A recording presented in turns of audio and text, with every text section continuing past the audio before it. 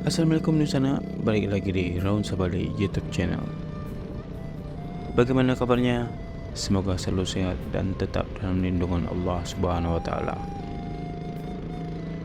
Di episode kali ini, saya akan mengajak Nusana melakukan perjalanan ke Korong Tanjung Basung 2, ke Negarian Sungai Buloh, Kecamatan Batang Anai, Kabupaten Padang Pariaman, atau lebih tepatnya berlokasi di Pasar Usang.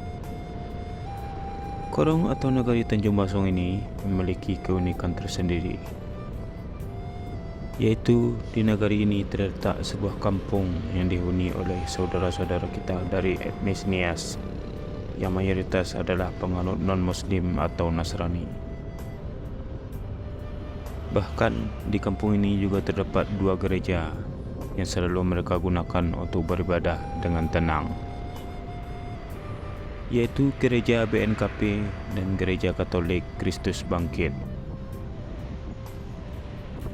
Dua gereja ini adalah bukti tingginya toleransi dari masyarakat Minangkabau, karena dua gereja ini berdiri bukan di kota, akan tetapi di desa atau nagari.